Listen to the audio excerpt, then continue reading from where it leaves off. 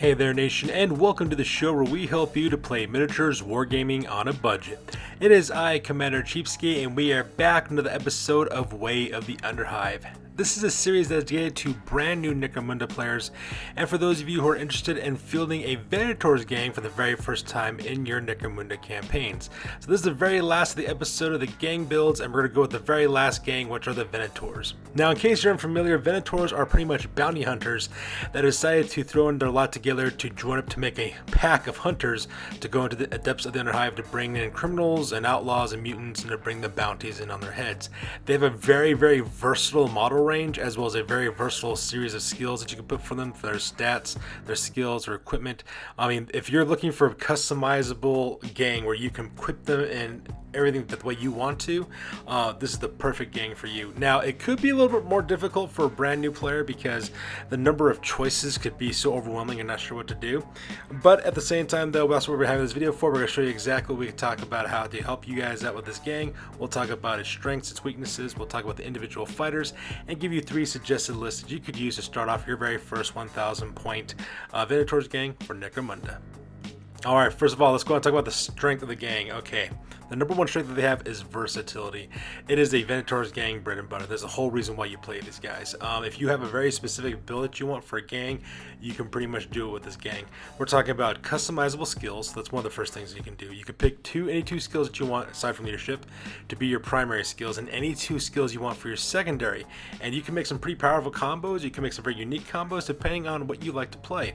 Not to mention that each of the fighters within the gang has 4 different sets of stats that you can choose from.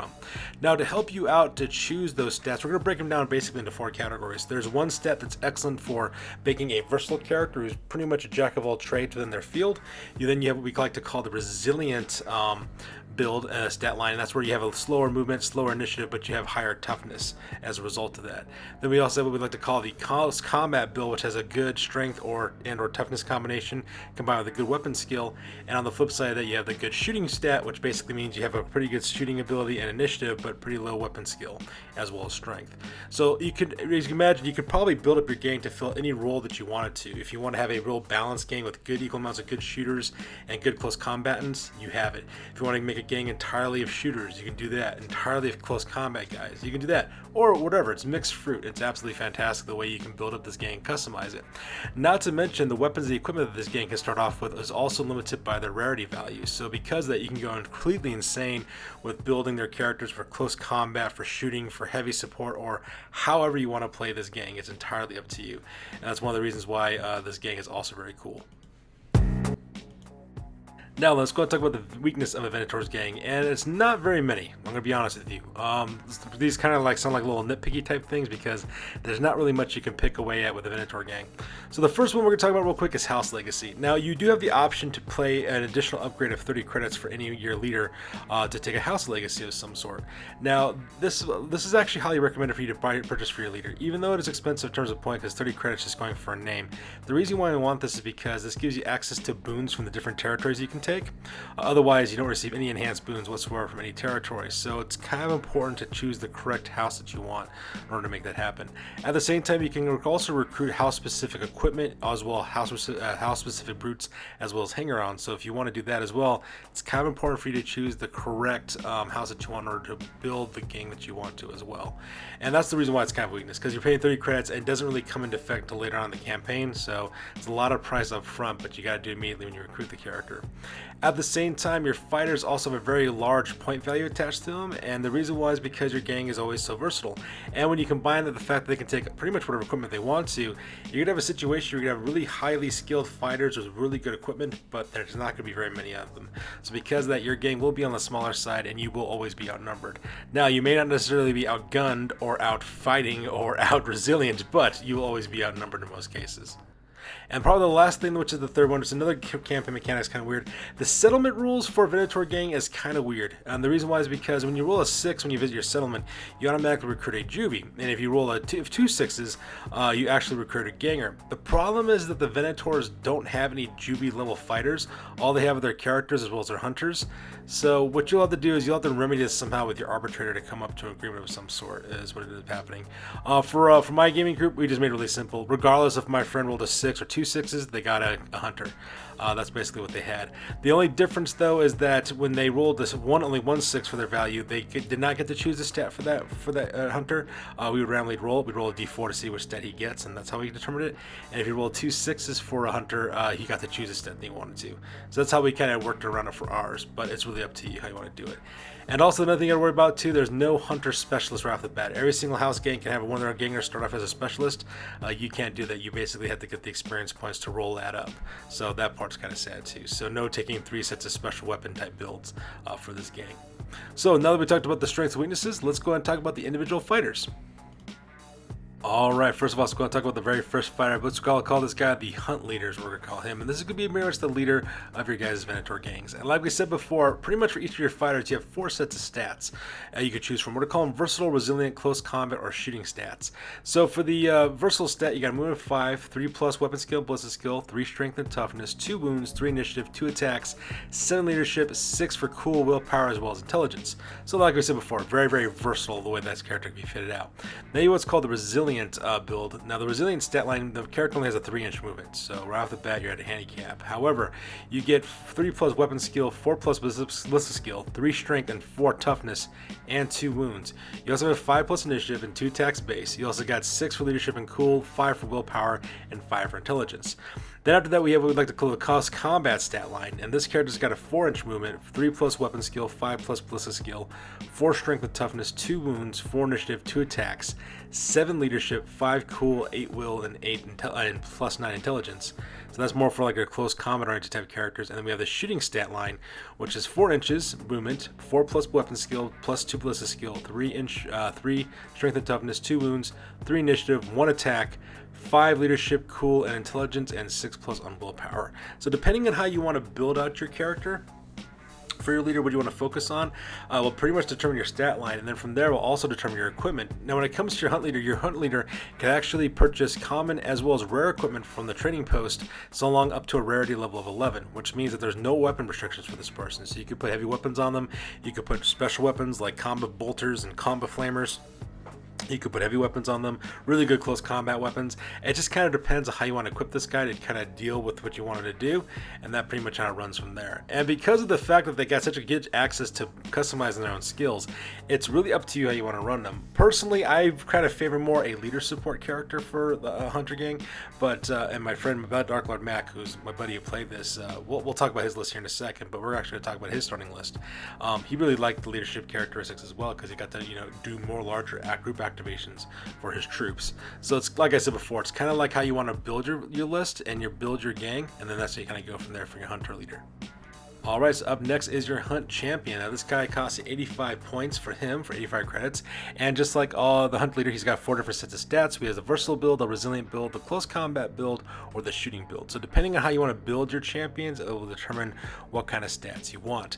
So for example, for the versatile build, this character's got 5 movement, 4+ weapons ballistic skill, 3 strength, 3 toughness, 2 wounds, 4 initiative, 2 attacks, 7 leadership and will, and intelligence, and 6 on cool. So this is the kind of like the jack of all trades champion who can do 2 things equally well.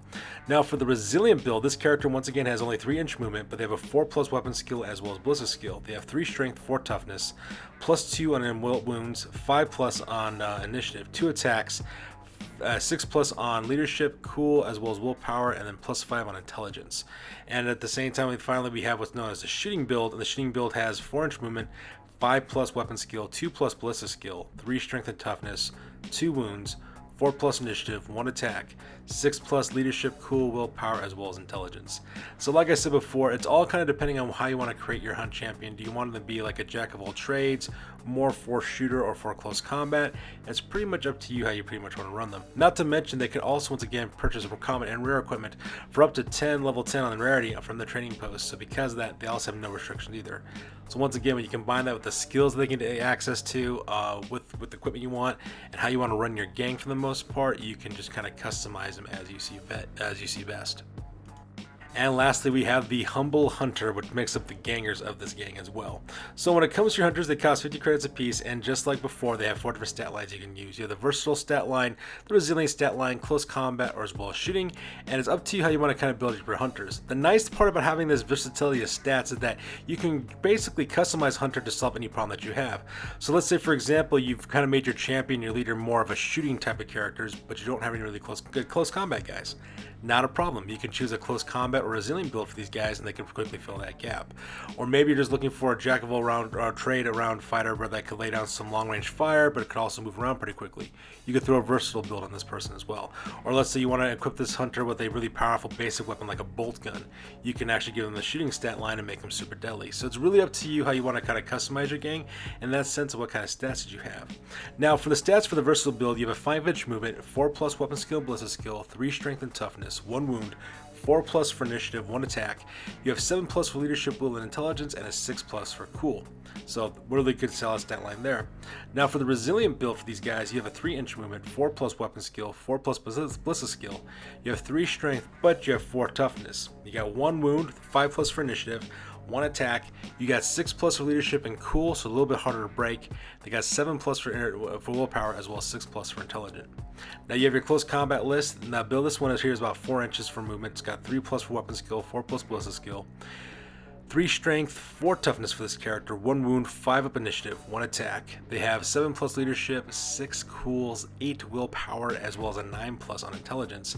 And lastly, your shooting build has a 4-inch movement, 5+ with weapon skill, but they come out with a 3+ ballistic skill.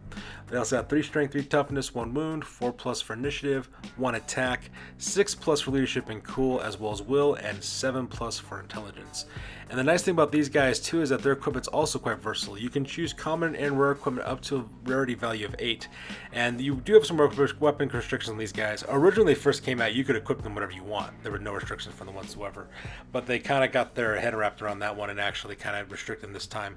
So they can only equip from basic weapons, close combat weapons, grenades, pistols, as well as war gear. And like I said before, you can make a really customizable hunter for this. So if you want like a close assault kind of guy, you can give him a combat shotgun and flak armor, or you can give them a last gun and versatile skill, or you can give them a bolt gun with a shooter build. So like I said, very, very kind of cool how you can kind of customize these fighters to fulfill whatever role you want. Alright, so now that we're done with that, let's go ahead and talk about the 3 different gang lists you can set up. So the very first one we're going to call the Venator Balanced Venator Gang is what we're going to call this one. Now, we're not going to show you any box sets because Venators don't really have any models per se, so you can use anything you want for these guys. So instead what we're going to do is we're going to kind of differentiate the skills they take. For their primary skills for the Balanced Gang, they have shooting as well as cunning as their primary skills, and they have secondary skills or combat as savant. So that way they're pretty much interrupting your enemy's movement. They'll also be doing excellent shooting, and this game will cost you 1,000 credits. First of all, you have 2 different fire teams, one support fire team and one assault fire team. Fire support team 1 consists of a hunt leader, hunt champion number 1, hunter number 1, as well as hunter number 2. And assault fire team will consist of champion number 2, hunter number 3, as well as hunter number 4. Now for this one, the support team suppresses the enemy and engages at medium to long range with their good weapons. Hunt leader uses their overseer ability to make hunt champion number 1 fire up to 4 times with a plasma rifle at the standard setting. And the reason why is because the hunt champion's got fast shot. And then meanwhile, hunter number 1, hunter number 2 also suppresses some long range fire. Meanwhile, the assault team flakes the enemy to catch the enemy in a crossfire. Hunt champion number 2 helps suppress their movement and advance forward with their grenade launcher, while hunter number 3 and 4 assault through fire their combat shotguns as well. Now we do have a House Venators legacy on this one, and the reason why is because the leader wants to use it for their tech and also use for territory boons as well. Now this is a pretty versatile build, focusing primarily on shooting and cunning to cause some major headaches for your enemy, and at the same time you can be very good at close combat at the same time, depending on how you equip them for the most part. So let's talk about your equipment real quick. So your hunt leader is going to cost you 215 credits. He's got versatile stat lines, which you'll use for that character. He's got a Vansar legacy. He's got a high star energy shield, pattern shield for defense as well as offense, a stub gun and dum-dum rounds for strength for attack, mesh armor for obvious reasons, and he's got the overseer ability. Now your hunt leader is going to use his overseer ability on hunt champion number 1, so that way this character can fire up to 4 times with their plasma gun. Now hunt champion number 1 is going to cost you 205 credits. He's got shooting stat line for his character. He's also got a plasma gun with a stub gun for backup and wearing mesh armor, and he's got the fast shot skill, which means this guy can fire potentially up to 4 times per turn with that plasma gun, putting some serious hurt upon your opponents. Really powerful combination with that one. Same thing with Hunt Champion number 2. This character's going to cost you 170 credits. This character's also got the shooting stat line as well. This character's also packing a grenade launcher with a stub gun for a backup and mesh armor, and also has a fast shot ability. So this guy will be lobbing frag grenades like it's nobody's business directly towards his enemy to support your advance forward with your assault team, and to suppress your enemy by basically pinning them using those frag grenades. Now, for your hunters number 1 and 2, both these guys are equipped exactly the same. Both of them will cost you 75 credits apiece. They both have the versatile stat line as well. The one character has a last gun, the other character has an auto gun, and they both got flak armor. So that way you can do that long range shooting with the last gun, medium to close range shooting with the auto gun. Kind of helps each other out. Now, Hunter number 3 and Hunter number 4 are equipped exactly the same at 130 credits apiece. They both have close combat stats for their characters. Both of them carrying combat shotguns, and they're both carrying flak armor. Now, the combat shotguns are great. You can mitigate the 4-up weapon skill, a ballistic skill for the combat stat line with the template firing salvo rounds, and of course you can also use the rapid fire ability for the slug rounds. This kind of just goes to the enemy and just cuts them in half. So that's the way this kind of gang works. It's very, very versatile, can do either job equally well, and that's if you want to start with your gang with this one. This is a good build for you to start off with. Now, the second list is what I like to call the Squat Bounty Hunter list. The primary skills for these guys are shooting and savant, while their secondary skills are combat as well as ferocity. And that's right, I did not stutter, I said squats. Squat Bounty Hunters. For those of you guys who don't know, squats were actually originally in the earlier editions of Warhammer 40,000. Basically, imagine dwarves in space. Space dwarves, for lack of a better word.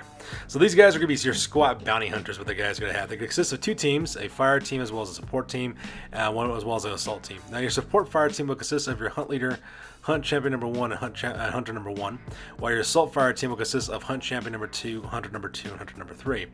Now your support team suppresses the enemy and engages them with medium to long range. The Hunt leader uses their Overseer ability to make Hunt Champion fire shoot to 4 times with their plasma rifle, the standard setting, and Hunter number 1 also helps in suppressing with their bolt gun. Meanwhile, assault team actually outflanks the enemy to catch him in a crossfire. Hunt Champion number 2 suppresses the advance with their grenade launcher, while Hunter number 2 and 3 open fire with their bolt guns. And for combat, now this gang is also could be kitted out for shooting or for combat, and they can actually do pretty good in combat. But the problem is you're probably going to get charged against more often than you doing the charging because you only got a 3-inch move with this gang. I'll talk about that here in a little bit. And that's not going to be such a big problem because you guys have axes in this gang, so that way you have reliable strength 4 attacks against your opponents. Now you'll pick the House Legacy of Orlok for your gang leader for this one for territory boons, so that way you can get more additional territory and generate more income. Plus, it narratively kind of matches the squat line of them being hunt miners, so it kind of works out. Now this is a gang that's built with excellent shooting and also really good close combat ability as well. And when you combine that with the fact that each of the members of this gang has 4 toughness right off the bat, with armor saves, this gang will pretty much survive whatever the world throws at it for the most part. So like I said before, the only problem though is because you're taking the resilience stat line for the entire gang, all of them are also movement 3 base, so prepare for that. So for your leader, first of all, Hunt Leader is going to have 230 credits for his cost. He's got the resilience stat line for that 4-up toughness. He's got House Orlok Legacy for the boons as well as for territory.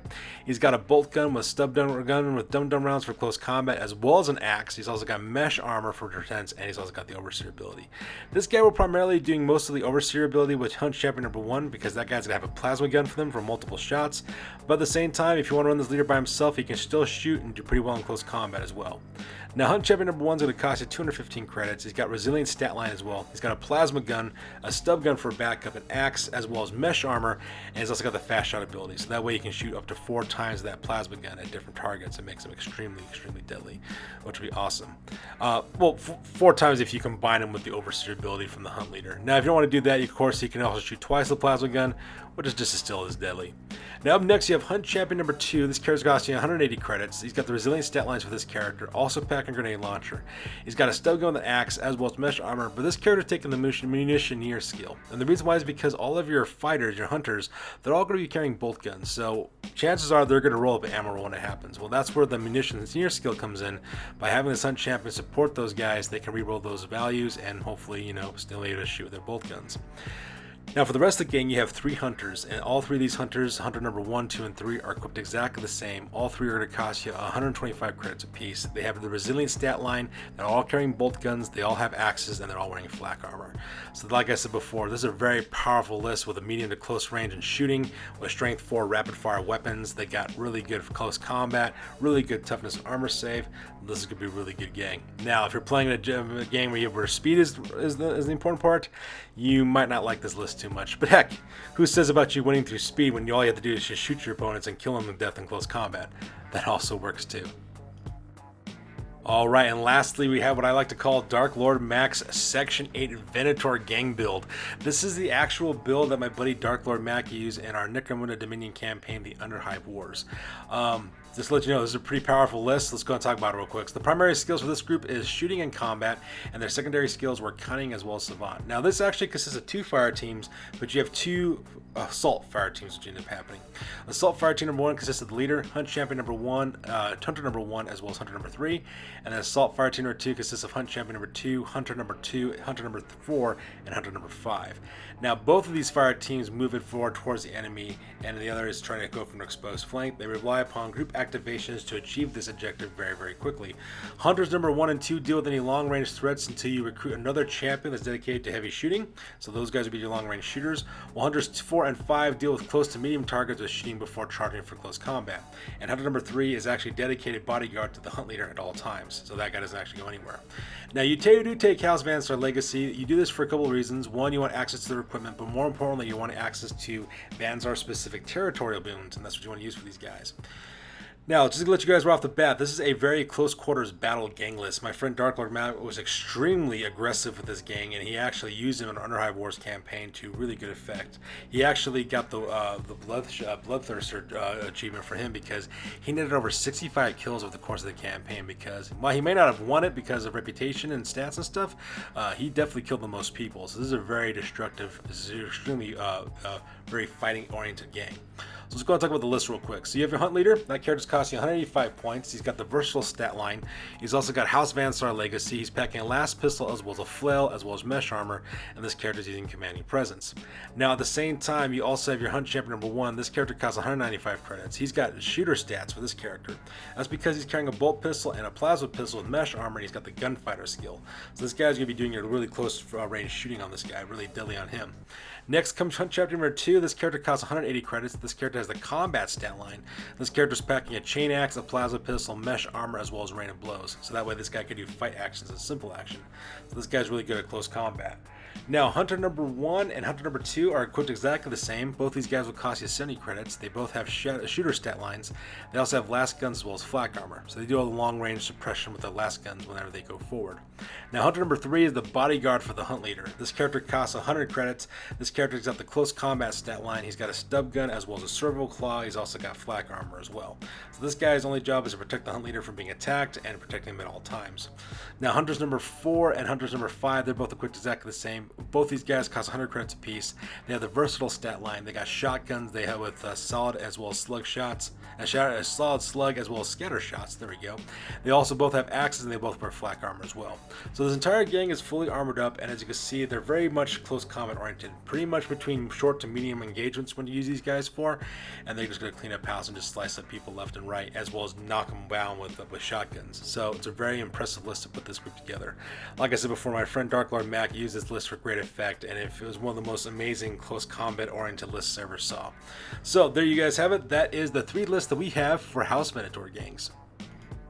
So there you have it, guys. This is a very fun game to play because of all the customizations you can do for this gang. It's extremely versatile, very customizable for stats, equipment, as well as skills, so you can pretty much run any kind of gang you want using these Venator guys. Not to mention, if you're a converter or if you're a hobbyist in any way, when it comes to building a Necromunda game, you're going to have a lot of fun with this gang because you can do all kinds of customizations. You can pretty much use whatever miniatures you want to make this gang up, and your imagination is only bound by your imagination to make these guys look like anything you want to. So if you're really into converting or into the hobby aspect of wargaming, this is definitely the game for you. Not to mention, Commander Cheapskate also approves of this game because this could potentially be one of the cheapest gangs for you to field as well, because like I said before, you can use whatever models and miniatures you want to create this gang. So if you got a squad of miniatures somewhere that you want to use and they're just collecting dust, make them a Venator gang and just build them appropriately, so that way it just looks really amazing. So there you have it, guys. That's our take on the House Venator lists for you guys for your starting off list. As always, please feel free to like, comment, and or subscribe. You guys' input is valuable to us as always. Also check us out on Facebook, Instagram, as well as blogger.com for the latest, greatest hobby news related to our channel. That's good for this one, you guys. We'll catch you guys next one. Peace out and stay classy.